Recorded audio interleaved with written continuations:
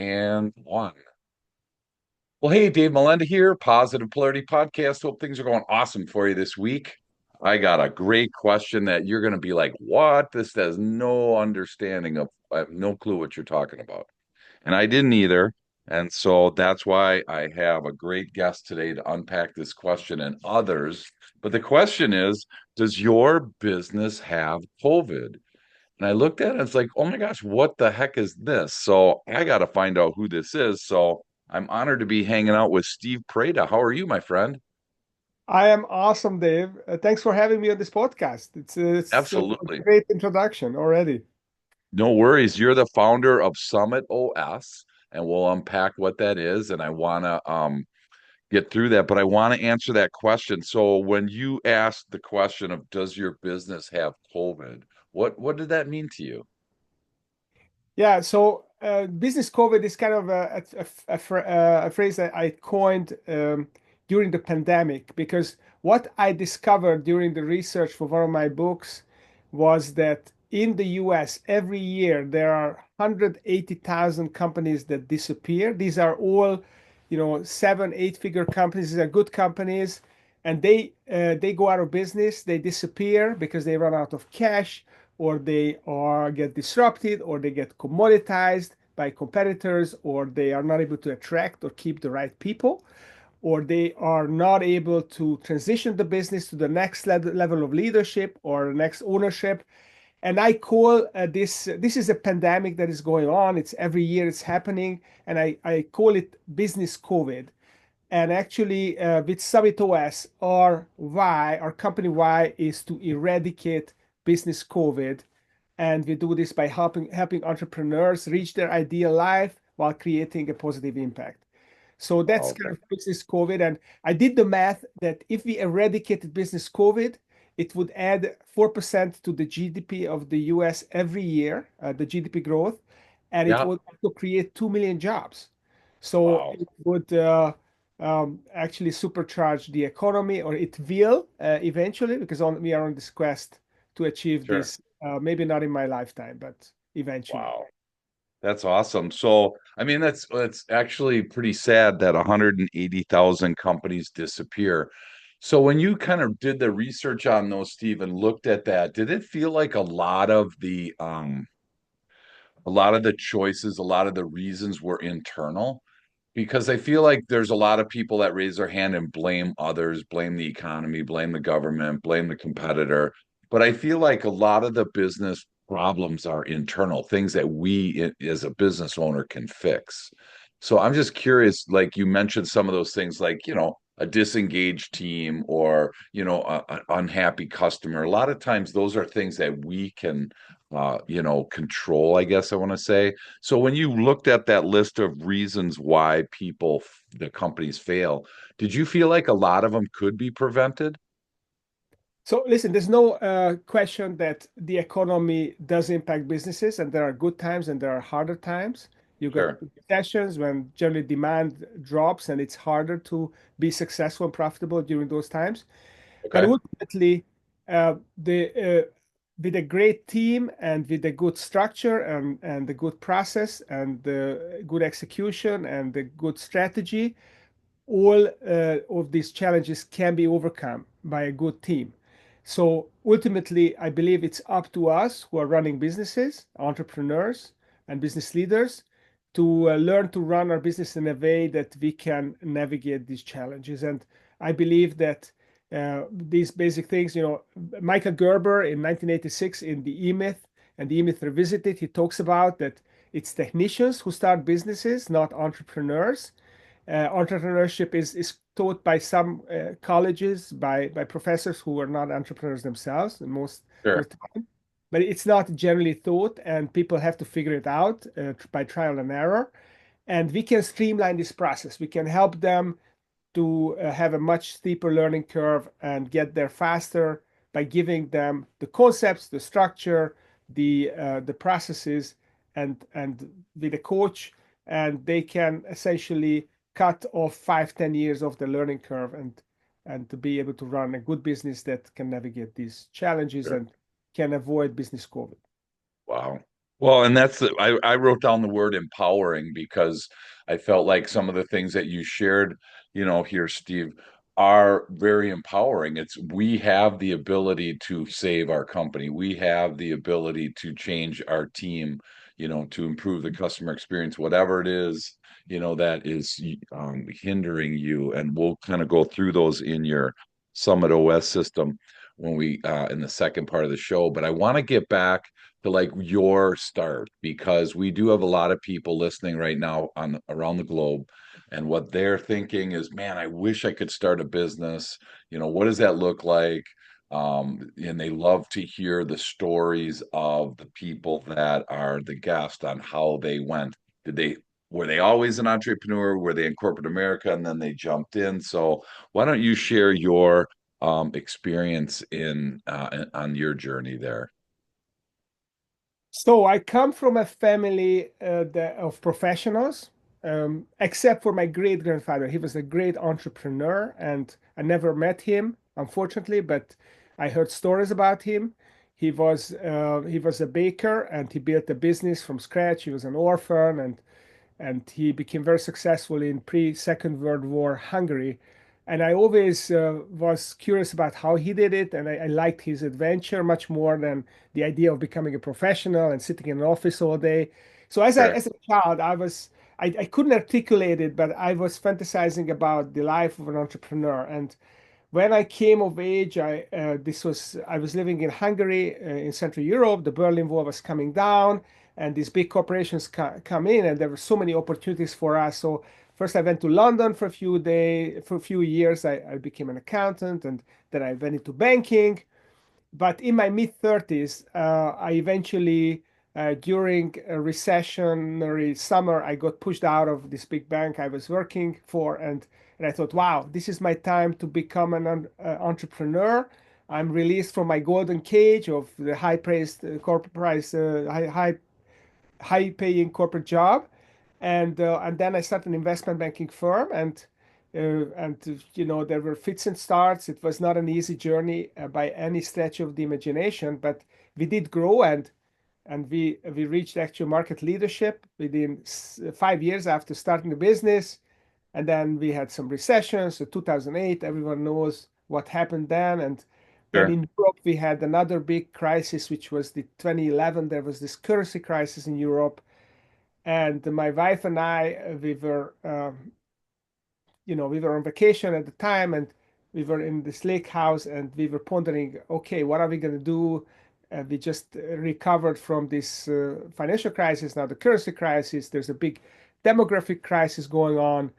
Political situation was changing. It was becoming less pro international entrepreneurship. We were in investment banking, so we decided to move to United States, and then I sold my business. We moved here, and then I became a coach, and then I became an EOS implementer. And EOS is a business framework. It's an operating system, and I did that for a few years, and then I had this vision that, okay, people graduate from EOS in 18 months, they implement the tools, and what's next? And then they all mm, graduate, and I just didn't understand why these companies had to graduate. What is the point of that? If they have a good thing going, why not keep doing it? So I had this idea of creating the sequel to EOS, and then just as I was getting started with this, EOS turned into a franchise, and they said, you cannot create stuff. Um, you just have to teach what we teach. And then I left, and I started building my own system, and now it's called Summit OS, and we basically created the sequel to EOS. So we got similar things, but more robust than EOS, and then we have the sequel to it, which is building strategy in an organic fashion, step by step, like EOS builds execution, or how Summit OS builds execution. That's in a nutshell. sure. Wow. Well, and I think there's some really great information there, Steve. And I think one of the things you just said was like, if you're listening and you see a better way to do something. I mean, that's kind of what I just heard you say is you found a better way, you found a different way a more robust way to do something, kind of a phase two of what was already out there. So, was that hard for you? Was that like, oh my gosh, no one's gonna buy it? Was the imposter syndrome setting in for you? Were you like, oh, EOS or traction or whatever it is that people use? It's way here and I'm here. Did you struggle with some of that, those concepts in your brain? Actually, I never had the imposter syndrome. Okay. It was never a thing. It was more about, um, I thought that it was going to be easier, to be honest. Yeah. I thought that EOS is very, very known, and I came out with a book called Strategy OS in 2023, and I thought that people will just pick it up and they will just gonna implement it. All those people who implemented EOS and worked for Yeah. them, and this is the next level, and they're gonna do it. But it didn't happen. It's not that easy to get discovered by the general public, and so then I decided, okay, I'm going to build then the foundation, build from the foundation, because if people who implemented EOS, they don't connect the dots that they should go to Strategy OS, then maybe we can start with Summit OS, a good robust execution system, and then put Strategy OS on top of it. So that's what we have now. We have Sure. Summit OS, and now we integrated actually the two. So you start with building great execution, and when you have that, then you start to build your differentiated strategy so that kind of you dig a moat around your business and you don't allow competitors to even touch you. You're so unique and so different. Sure. Wow. Well, and I think that's an interesting thought. So again, for someone listening, it's, there's this thought that if I get a website and I get a storefront and, I hire some people, everyone's going to buy from me, right? And I think that that's really, well said that not everybody knows me, not everybody knows this. So once you were there, because I'm guessing, Steve, there's a lot of people listening right now that are in that spot. Their business isn't as known as, Kleenex is or Nike. And again, obviously, they spent billions of dollars to get to that spot. But what did you do when you noticed that, hey, people, this isn't as easy as I thought. I can't just write a book and then everybody's going to buy it. What was your like next step? What did you do once you had that realization for yourself? So yeah, so as you say, I think it was Amazon who said build a better mousetrap and the word will be the pass to your door. So that is not that easy anymore. Maybe in the 19th century it was. Yeah, Um, maybe not even then. So yeah, so we basically had to start from the bottom up. I hired a team and we started putting out content on social media and started building the website and building. Uh, I have a podcast as well that I've been running for some years and using that content to essentially get the word out to build up the Summit OS awareness and then creating the tools and creating the videos so that people who join us as guides they can teach themselves. It was a lot of blocking and tackling, to be honest, and we are still refining it. We are making it better, and it's just an organic thing. And I have learned this in my previous running my previous business that you cannot build Rome in a day. It has to be an organic thing, and it's I sure, love the Kaizen principle, the continuous improvement, and you just keep your costs down and keep making it better every day. Work hard every day to make it, refine it, get the message out. Don't despair when there are setbacks and just focus on your vision and and keep it going. And there was a book I read years ago. The title was Entrepreneurial Genius, and what it talked about was that all these overnight success stories that we so celebrate were created by people who actually had on average 15 years been working on that success story to break through, and suddenly there was a tipping point and people discovered them, recognized them. Even if you go to people like Mark Zuckerberg, he was working from early teenage years to build up his business, and and all the other major entrepreneurs, even Jeff Bezos, he started. I mean, Amazon took 15 years to become, or it's been going on 25 years, right? Sure, sure. Just for it to be profitable, it was 20 years. Yeah. So these things don't happen overnight, and you just have to play the long game, and that's what I'm doing. Wow, that's great. Well, and I tell you, it's not really sexy to practice blocking and tackling. We want to throw the long 50-yard plays and we want all those, highly visible things. And so I think this is really great words of wisdom to be able to think about, doing content creation, jumping on podcasts, possibly writing a book, whatever it is that you need to do in your space to get well known. I think that those are great words, Steve. So once you had that Summit OS and you started to do those things, I mean, you're still, like you said, you're still doing it today and still doing the blocking and tackling, still doing that. I'm just curious if your book helped elevate this, the podcast, were those two pretty important aspects for your journey? Yeah, I mean, they are all important. There are many, many small important things. So there's no one silver bullet, really. Yeah, Um, so we do the podcast, we have the website, we do the social media, we develop the tools, the concepts, the trademarks for the concepts. We shoot the videos, and then all the while I'm working with my clients who are my laboratory, and I develop new tools and putting it together. Now we have a community of guides, and working with them, refine the process to make them successful. And now my main focus is making the guides and the system successful, not so much myself. And that's that is also part of the process. And then we are experimenting with ways of how to communicate the value of what we're doing, developing our differentiation, how we are unique and different from EOS and scaling up and Pinnacle and all the other systems. So yeah, this is all a process, and it's a long journey. EOS took 15 years to become mainstream. And, yeah, we are only in our second year. And, we have time. We have time. We just have to keep sure. doing what we're doing.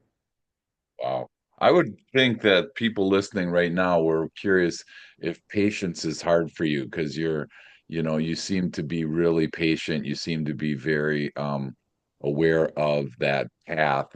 Like, is there times that it's like, man, I just wish this would get quicker? Do you ever have those where it's like, I just want to get done with this? Does that pop into your mind much? So the interesting thing is when I was younger, I was a lot more impatient, and that's counterintuitive because when you're young, you have so much time, right?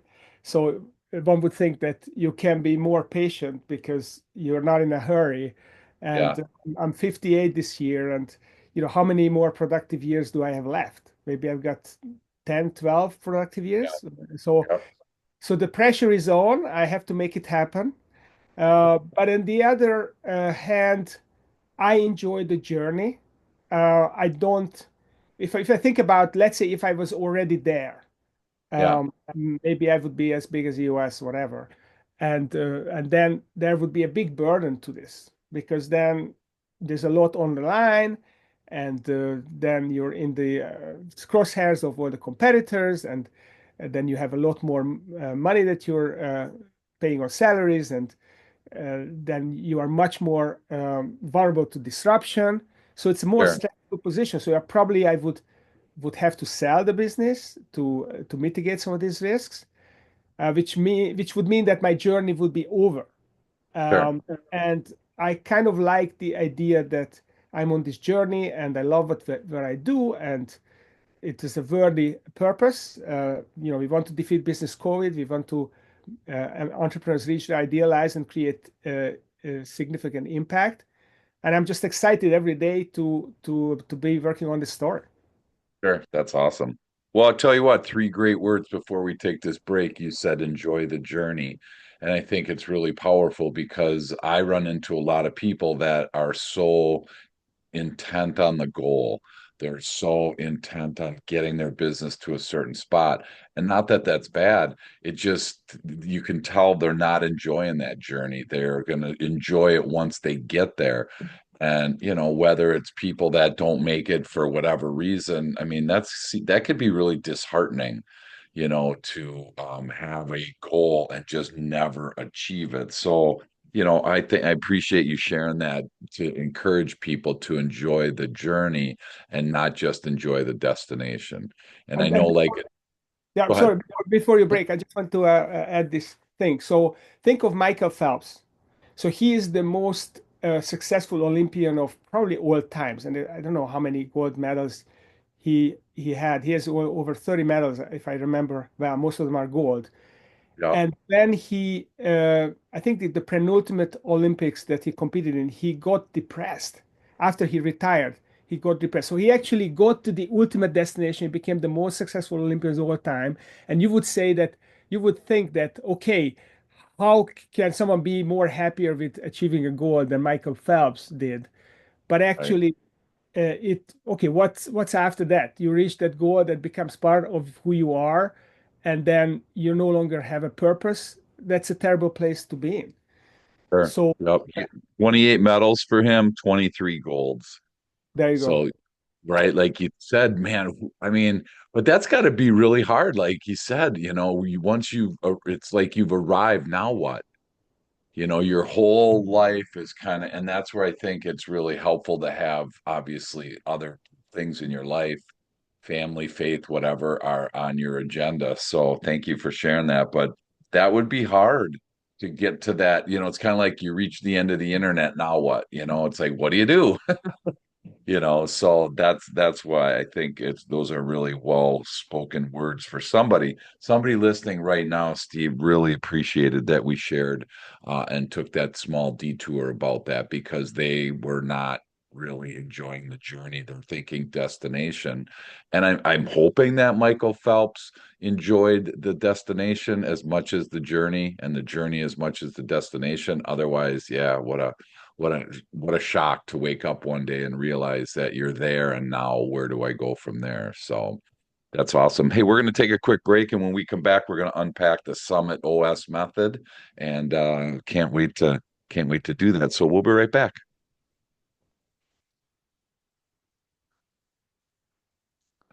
Welcome back. I'm honored to be hanging out with Steve Preda, who is the founder of Summit OS. So again, OS, I'm assuming means operating system, so that's awesome. So you have some chunks in that operating system. So why don't you kind of share with the listeners and the viewers today what that consists of in your method? Yes. So CentOS is a business operating system, and it does three things for you. It helps you empower your team, execute like hell, and dig a moat around your business. So that's what we're all about. The first one is empowering people. What you want is, and I like to talk about this idea of making your leaders and the leadership team mini CEOs of their function. So you want to define your function, and you want to empower your leaders to be the mini CEO. Think of themselves as CEO of marketing, CEO of operations, CEO of client success, whatever their function is. And how can they maximize this function, and how can they think strategically about what they're doing? Because any company can only grow to the extent that the leadership team's impact is growing. So if your people are not growing, your company will not grow. And it starts with people.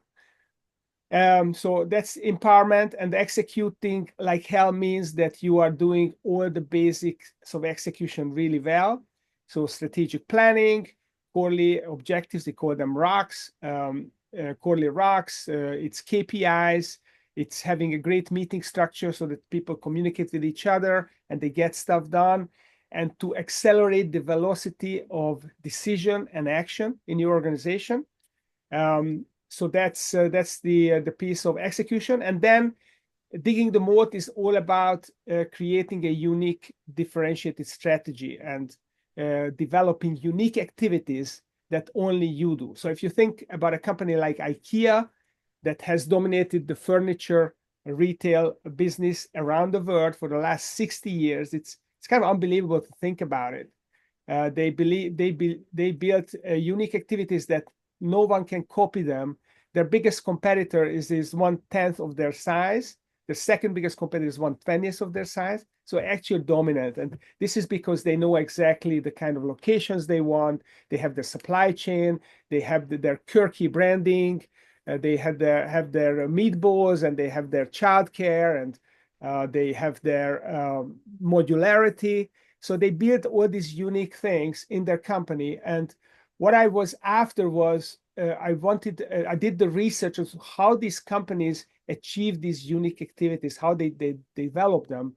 And I wanted to write a book, and I did write a book, Summit OS, Strategy OS, which was about the process of how do you get to those unique activities. And so if someone already has the execution really well, their team is empowered, and they got the systems, then they can build strategy in a uniquely differentiated fashion. So empower, execute, and build a moat. I mean, it Amen. was interesting in thinking that through and listening. So I was curious when you said mini CEO, Steve, is that the kind of the thought of encouraging your team to think like owners? I mean, I hear that a lot where people are saying, "Hey, think like the owner. If this was your company, what would you do?" I mean, are those some of the things that ways that we're trying to empower the team is to get them to think more like that owner? So that's a really interesting question. I call them. I don't talk about think like business owner. I talk about think like function owner. So the Okay. organization chart, we actually call it function ownership chart in Okay. Summit OS, because we want the people to own their function. And recently I was talking to a client, and he was emphasizing the bonus that people would be getting, and trying to create this ownership mentality. But what I have found, and there's actually research on this, people are generally not most people are not motivated by money itself. Okay. Money is just it's just a tool for them to get whatever they want to get. And of course they need money to basically have a comfortable life, and everyone needs that. But that's really not a big motivator for most people. They are Okay. much more motivated by belonging to a great team, by being respected for what they are doing, being successful in their role, and being able to be part of a great story where they actually contribute to something meaningful. And especially younger generations, Gen Zs, millennials, even, they want more than just a paycheck, because a paycheck is really not that unachievable anymore. Sure. Um, and for you as a business owner, it's not it's easy to think about cloning ourselves. So just because maybe we are motivated by this big exit, or making a lot of money, we assume that everyone else is motivated by the same thing. But Sure. actually, most people are more motivated by being part of a good team, being part of a big cause. So I think it's very important for the company to build that narrative of this exciting journey. Steve Jobs was talking about, how do you put a dent in the universe? So how can your company put a little dent in the universe? And if you can articulate that, then suddenly you become a magnet for people who are passionate about putting the dent into the universe your way, and then they want to join your cause, and they're gonna be missionaries for your business, not mercenaries. That's great. Well, and that's really, I think that's hard for a lot of people listening, Steve, to like the question is what motivates you? That's a hard question for a lot of people to answer because they don't take the time to slow down enough.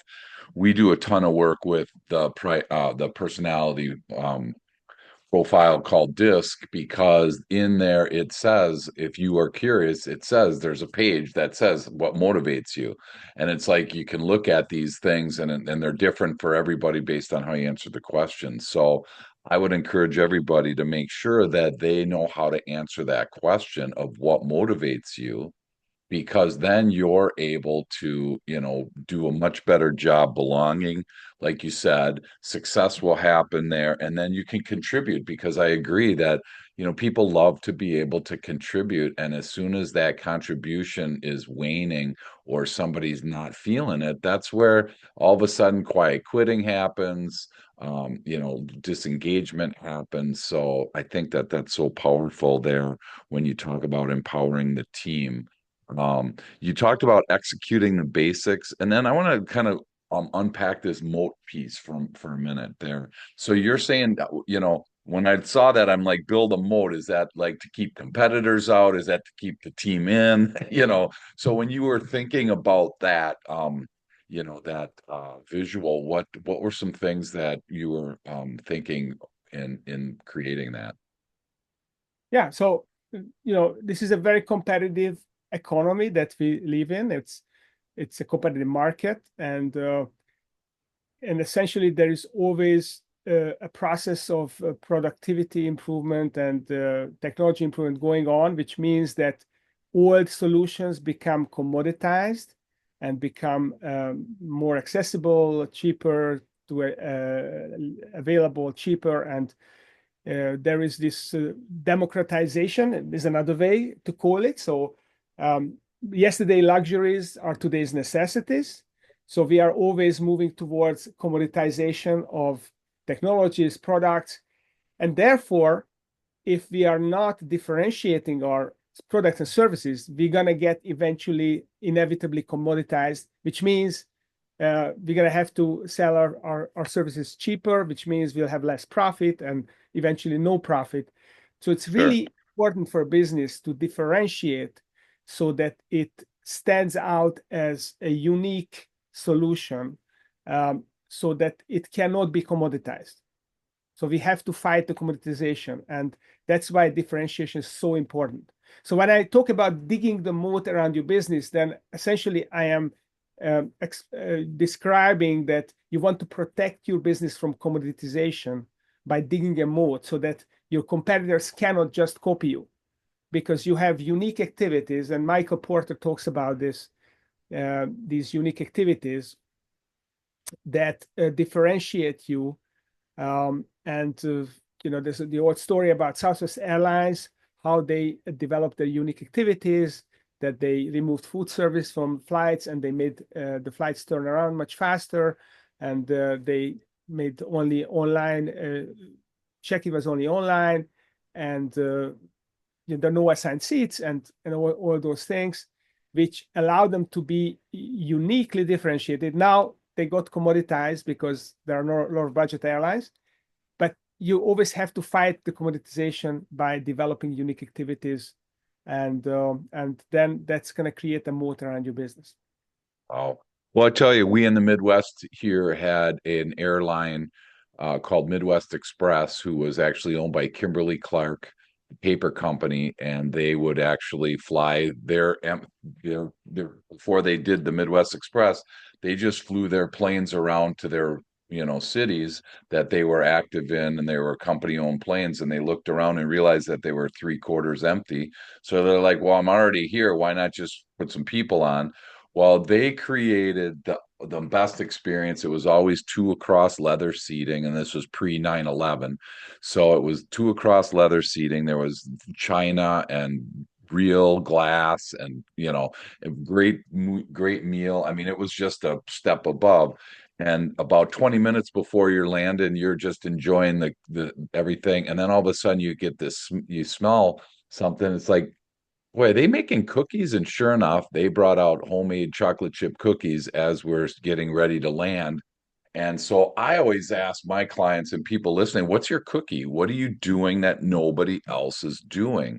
And I think that's so powerful to, in putting a moat around your business. It's a great visual to be able to realize, what do you do, that no one else does. That's one of the hardest questions that I've been asked for myself, as well as for me asking that. So, is that kind of the similar scenario? of trying to find that unique selling proposition? Is that what building a moat does for you? Wow. Yeah, exactly. And you have to dig deep. And what I actually found while researching Strategy Wise book was that these unique activities come about as a result of a very thorny problem that the business owner faces or the business leaders faces, and the way they solve it gives them this superpower to have something that no one else has because they are the only one that went through the crucible of having to solve that problem. And IKEA is full of these stories. So IKEA was founded by a Swedish teenager who was living on a farm in the middle of Sweden in the 1950s, and there was absolutely nothing around. There were no cities even, and he was an enterprising young boy, and he got some cash from his father when, because of his grades. Age of 13, he wrote this letter to a Swiss pen manufacturer. He bought 100 pens, and then he started writing sales letters to country folks to sell the pens. And that sales letter morphed into a newsletter and then eventually to the IKEA catalog, which Hmm. became the most published document of all time, 40 million copies printed in 2012. Wow. That started from a constraint, no way to sell other than through a letter, and then just keep doing it better and better. And then there are other stories of how he started displaying the furniture in at trade fairs because he didn't have any salespeople, he didn't have a showroom. So he came up with this idea to just exhibit the furniture and put the real price tag on it, which was a revolutionary thing. You would buy furniture before, like in a second-hand car purchase, that they would haggle whatever price they could out of you, and that was a revolution. And Sure. then his competitors ganged up against him, and the trade basically everyone was prevented from selling stuff to IKEA, and then they went to Poland to buy cheap furniture from behind the Iron Curtain. So that became their new brand promise. And then they the owner Ingvar Kamprad, he witnessed one of these managers trying to fit the table in the car, and he got so frustrated he broke off one of the legs. That gave him the idea to make it modular. So Yeah. that is also a constraint, that created the modularity. So Sure. actually, the way these unique activities are being built, you have to find the constraints in your business and you find a way to overcome it and you make it a unique activity and you just build this portfolio of unique activities. I call it the strategy stack that's going Okay. to make you invincible over time. Well, and so is it safe to say, Steve, that he had to reinvent himself a few times? I mean, it sounds like there was an evolution. And I think that's one danger that we run into is saying, hey, grandpa did it this way, great grandpa did it this way, my dad did it this way, I'm doing it this way.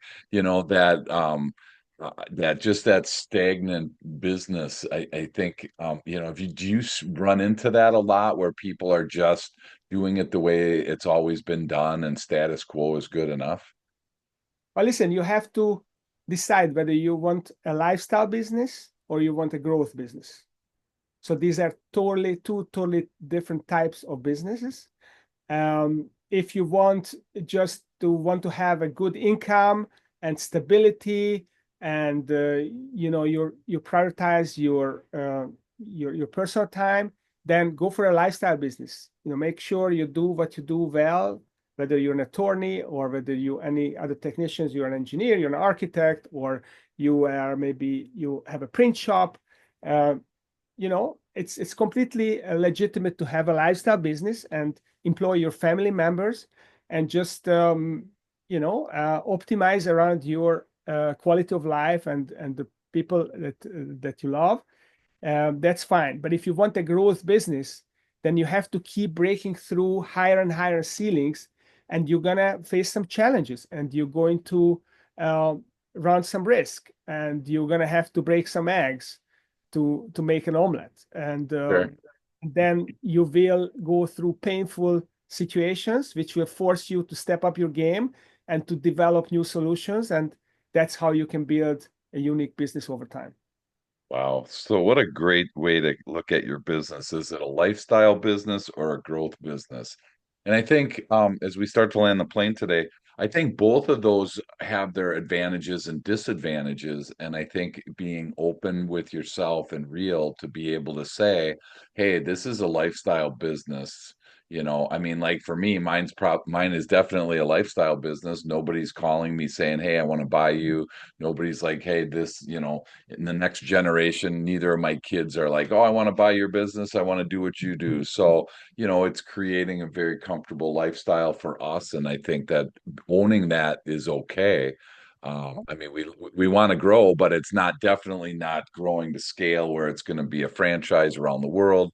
It's not going to be a McDonald's type thing. And I think we have to be okay in both of those. So that's awesome. Thanks for sharing that.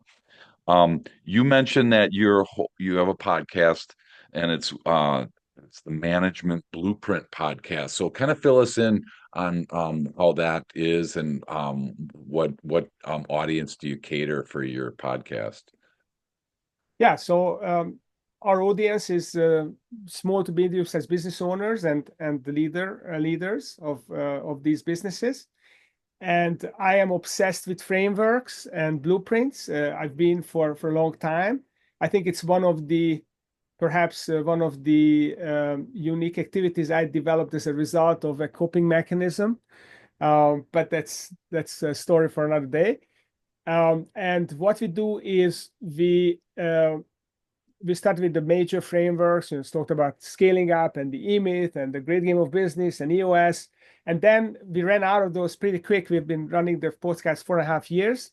So we started going like micro frameworks. And what we do is we interview business owners and business coaches to find out what are those frameworks that they have developed themselves, which allow them to see the world in a simplified way, to explain something, to create a process for people to make shortcuts and get Sure.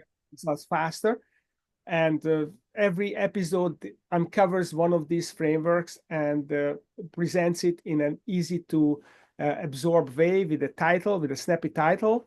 And the goal is for business owners and leaders who listen to this, they drive their car, they hear this little framework, and that I want them to kind of start thinking about, okay, how can I use this in my business and make my business better and more powerful? Sure. Oh, that's great. So it's Management Blueprint Podcast. You can find it on all the different podcast platforms. So definitely check that out. Also, you're author of 5 books. 3 of them were bestsellers. So definitely check those out for anybody listening here today. And the last question that I have for you before we wrap for today is what would your tip of the day be, Steve, for somebody listening? Maybe it's something that we covered, maybe it's something that we haven't covered, but what would your tip of the day be for an entrepreneur listening today?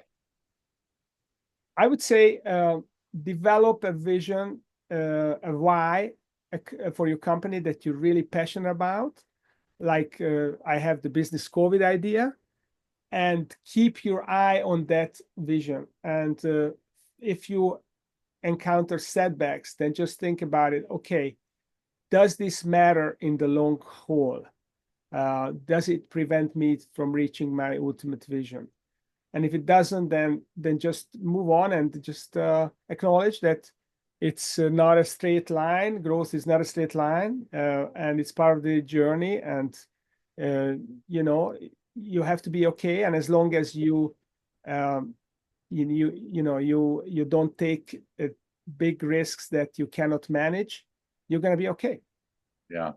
Wow, growth is not a straight line. How interesting. And I think about like just a straight line like up, where it's just up. Well, there's definitely jagged, edges along the way. There's setbacks, there's all those things. And for anybody to tell you that there's not, I've never seen a business in my 40 years, I've never seen a business where they just all of a sudden, never have a problem, never encounter a bad client, never encounter somebody that shouldn't be on the team. So I think that's awesome to develop your vision and then keep your eye on it. And it's so cool.